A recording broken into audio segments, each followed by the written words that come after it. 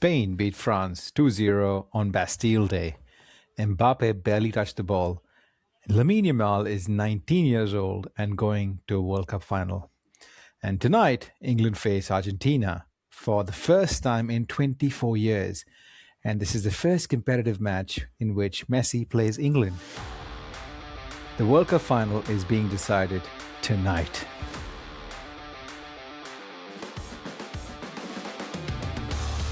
Ladies and gentlemen, welcome again to another episode of Foot in Review World Cup Daily. Episode 41's here, and day 31 has completed itself. And we're in the final 48 hours of the World Cup, and it's depressing that the World Cup's coming to an end, but it's exciting the month that we've had so far. And I'm Shaq, always joined here by my good mate James. How are you doing, James? I'm well, thanks, Shaq. Good to be here. Good morning to our listeners. Lovely, lovely. All right, let's get into the game yesterday. So yesterday, Spain beat France 2-0 in Dallas, and Yamal won the penalty. Oyarzabal converted. Porro finished it in the second half. Spain are in the final for the first time since winning it in 2010. And tonight in Atlanta, England face Argentina. Messi against Kane. The greatest players in history against England, greatest player in history against England for the very first time. We've got a lot to get through, so let's get into it.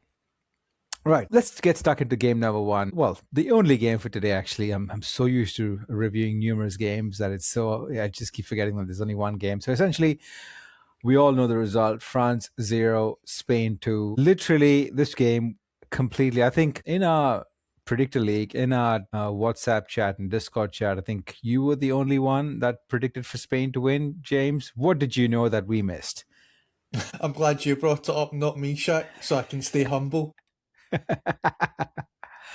I just felt that Spain really had exerted control over every single opponent that they played. I felt each wildcard that they played, like Cape Verde, was actually more of a challenge to Spain.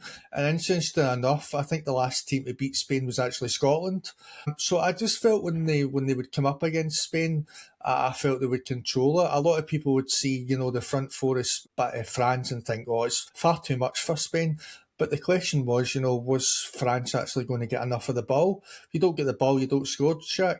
I just felt that Spain would control the game. It just went exactly what I thought. Also, what I thought was Mbappé would be limited to outside the box chances with my original bet from yesterday. They didn't win, of course, but that's what my thinking was. It was very strange for Yamal not to even get any shots on target. And I believe there was only 2 shots on target for Spain and there were 2 goals. So they were clinical. They were happy to just keep possession like the Spanish do. So it was really a routine performance for Spain, really. And I really don't see them losing the final, Shaq. Yeah, I think one of the things that you picked up there about Mbappé being neutralized, I think he was completely neutralized. And essentially, I think he was left very frustrated towards the end of the game as well. They got a yellow card, I think, in the 86th minute for a serious foul play.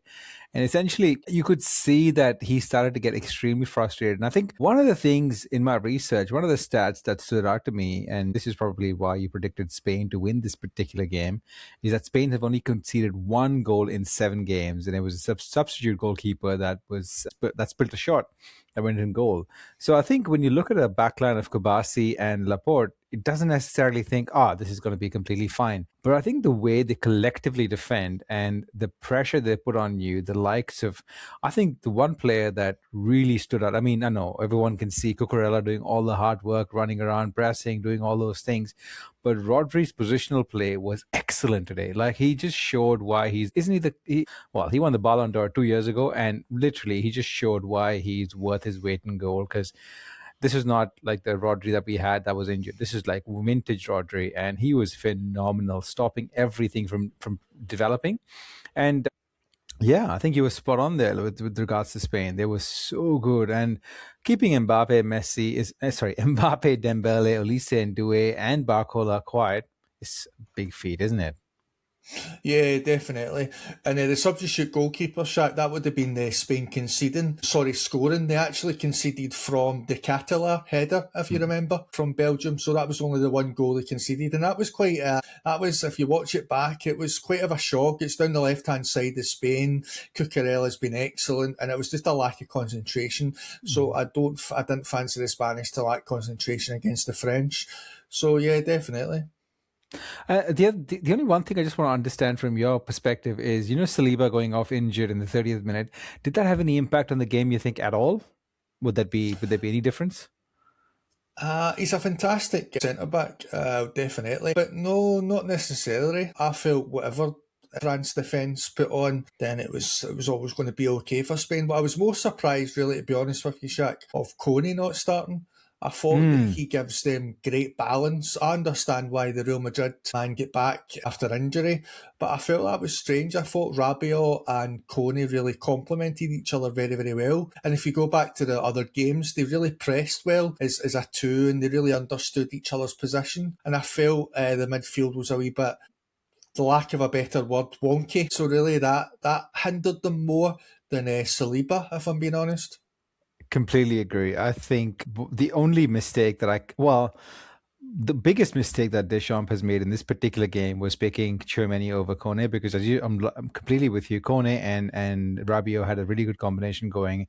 I mean, Tchouaméni was the first choice pick and he went away injured, and then Kone stepped up, and I think Kone was phenomenal next to Rabiot. So putting Tchouaméni back in, and one of the things as well, we highlighted this at the start of the tournament as well, after the first game, with the fact that France has got excellent defense, excellent attack.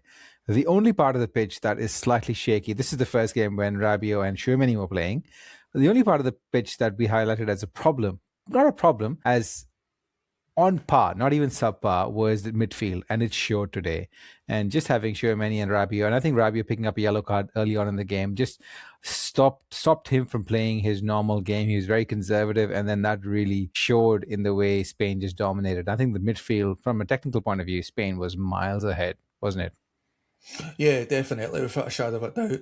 And also, as well, France actually, I know this sounds crazy to say, but they're not really the best at build up. If you look at all Mm. their goals throughout the tournament, it's a lot of transitions, counter attacks with their pace, whereas Spain did not let that happen today, last night. Not at all. They were very, very conscious in possession, being just the two shots on target, so they didn't really take a risk. And also, interestingly, Spain, for example, Bina has been playing at the tournament to replace Williams because he was injured. And unlike France, the Spain manager, you know what? I'm going to go with this guy. He's done really, really well for me. Even Williams is back fit. I'm going to go with Fina, and it paid dividends. I think the Spanish manager. I mean, it's all in hindsight. It's a lot of things, but I think having the courage to drop someone like Pedri, who is probably one of the top maybe 10 midfielders in the world, dropping him to the bench and starting a midfield of Fabian Ruiz. I mean, Rodri's going to play, but Fabian Ruiz instead of Pedri, and that played beautifully because they just work really well in tandem. And I think Pedri hasn't had a great World Cup, but that doesn't really matter. Lamine Yamal hasn't had a great World Cup, but that doesn't really matter if the team plays so well without being in top gear. It's exceptional. I think the only sad part is the fact that if France won this game, it would have been 3 World Cup finals in a row. But hey, it is what it is. They've had their day. And as we discussed as well, sometimes in football, the best team in the tournament that starts smashing teams doesn't necessarily mean that they were going to end up winning the World Cup. So it's sad to see them go. But I think Spain are unbeaten in 37 straight games, and they won Euro 2008, Euro 2024, 2010 World Cup, and 37 games unbeaten since March 2024. So they've been unbeaten for a long period of time. So they're just showing oozing class here, aren't they? Yeah, definitely. In terms of France, I think it's now 14 years or 12 years that the Didier Deschamps has been in charge. So would you class his tenure as a success, Shaq? He's won a World Cup. He has won a World Cup. He's brought them to 2 finals and 1 semi-finals, one final. I think if we had this conversation after the loss to Argentina in the previous game where it was Mbappé show, I probably would have said, no, I think because he was very defensive in the 2022 World Cup. But in this World Cup, his setup was pretty, I think it's the players more than him, but everything just clicked for him. And it was a joy to watch France this World Cup. So for long periods of the tournament, France was the standout team. So I've got to give him credit. And I think I read something about sorry, I should get my words incorrectly. So I read something that said, has Deschamps taken overachieving squad and made them underachieve? And I think that's a very harsh statement because he's won a World Cup with them. So I think he's done what he should be doing. He's taken them to finals and semi-finals straight up. I think he's done okay. Your thoughts? I agree. I think he's done well. I think his tenure's a success, really. A very, very good long-serving manager. And I believe Zidane is going to take over the reins. Exactly. I'm really excited for how that shapes up. It's interesting. We're going to have Zidane in France. We're going to have Jurgen Klopp for Germany. It's going to get exciting, isn't it? Yeah, definitely. I'm looking forward to the next Euros. Yeah, should be fun. Should be fun. Right. Spain are through. France are done. And in Atlanta tonight, England face Argentina. Messi versus Kane for the first time ever. Coming up after the break, we will discuss that particular game. But right now, it's your foot and review hydration break. We're 41 episodes deep, listeners, and the World Cup has been phenomenal. We've been here every single day, and we'll be here all the way through to cover the finals on Sunday. If you would like to support us for all your time you've enjoyed listening to us, just jump onto www.buymeacoffee.com/footandreview, or just jump into Instagram at Foot and Review and give us a follow, or jump onto TikTok and Foot and Review Podcast and give us a follow. The least you can do is give us a 5-star review on your podcasting platform or Spotify, or leave a comment in there. We love reading your comments. We love reading all the messages you send our way. So we look forward to that. Right, we're back in 3, 2, 1. Right, James. We have the next game that we can discuss is the preview for England versus Argentina. This is not just a football match. This has got a heap of history. Argentina and England met in the World Cup for the 6th time. From Diego Maradona's hand of God in 1986 to David Beckham being red carded for kicking Diego Simeone in 1998. England versus Argentina always produces spicy matches in the World Cup. It's never devoid of drama. And this is the first time in 24 years that they've actually met back at a World Cup. And this is the first time, as we've discussed, Messi will be playing England. There's so much at stake here. This is one of those rivalries that just transcends generations. So are you excited about this game? Yeah, definitely. I'm excited how England's system will go up against the diamond. A diamond press could be very, very good, obviously, for Argentina. And then they might even use Paredes as to man-mark Bellingham. But on the attack, they've only really got a runner in Enzo Fernandez. And then, of course, they need to, basically be patient to get their left back and right back to go up in the attack. So it'll be interesting to see if, England can actually let them do that in the transition, and then England just counter-attack, boom, left wing. So it'll be interesting, two contrasting sides, but as you say, it's always an interesting clash, from back in 2002, the red card that you've mentioned, obviously the famous 1986, and then of course you've got Beckham's redemption. And I think it was actually World Cup 2002 in South Korea. Yep, that's when right. He scored that penalty and they won 1-0, I believe. Correct. So, and I believe Simone was playing that game as well, I think, or maybe not. So it was a bit of redemption. Yeah. And then the friendly, I believe, won't get a hat-trick. So, and also there's a lot of history between Argentina and England, So, yeah, it seems up to be a tasty affair. I thought maybe last night's match would be the better match, but I think I might be wrong. I think this match it's going to be very, very tasty, Shaq. Yeah, it should be very tasty. I think if you just go by pure stats and history, the one stat that should worry any English fan is the fact that every single time Argentina has reached a World Cup semi-final, they've won the semi-final. 1930, 1978, 1982, 1986, 1990, 2014, and 2022. So they have made it past the semi-final if they've gotten there. They've never lost a semi-final in the World Cup. So that is really a scary stat for England. And this one's a tough one to call because does history matter in a single game of football? Not really, but this one is it could literally go either way because it's just a matter of what happens on the night. Because one of the things we all know, Argentina is Messi, and he finds a way. He does find a way. And if he doesn't find a way to score, he'll find a way to assist. So I don't know if England can stop him from doing everything on the pitch. I don't know if that's going to be possible, but yeah, it's going to be a tough outcome.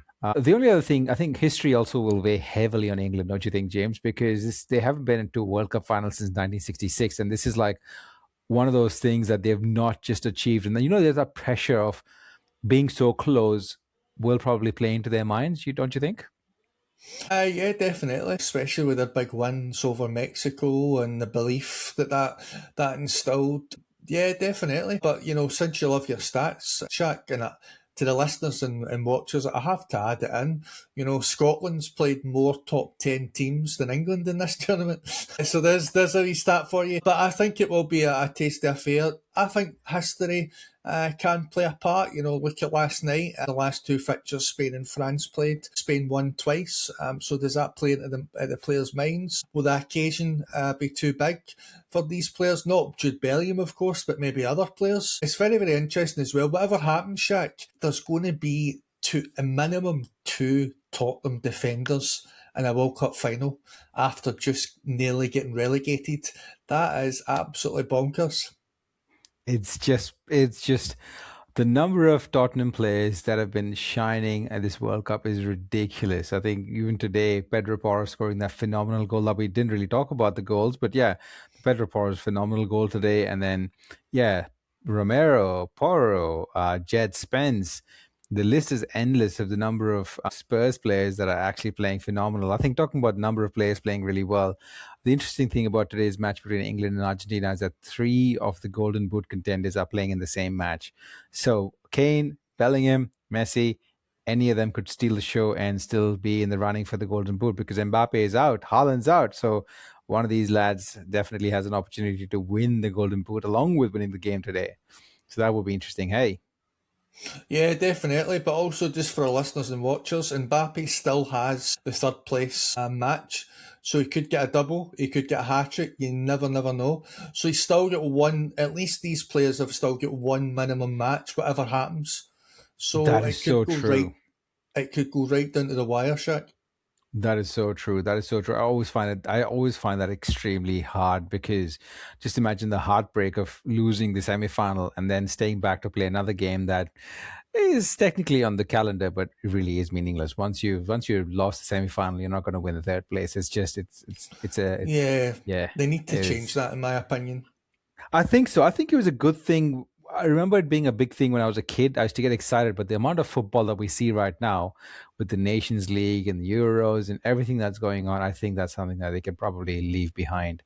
But hey, we'll keep that aside. I think the one thing that England has towards their advantage is their set pieces, which are a genuine weapon. Again, this relies on Declan Rice playing because all we need is one. Well, when I say we, the Royal England, all they need is one corner, and that's pretty much it. Don't you think?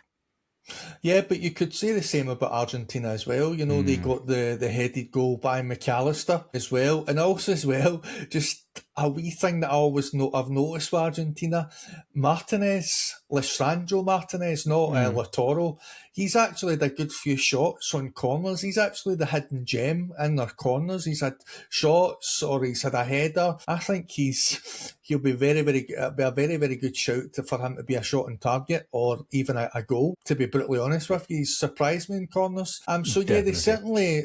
Both teams, unlike last night's game, both teams can hurt each other with set pieces. So I think it'll be very, very interesting, the set pieces. So certainly look out for that, listeners. I completely agree with you. I think one of the things that has been a highlight for this particular Argentinian team is the centre backs contributing with a lot of goals.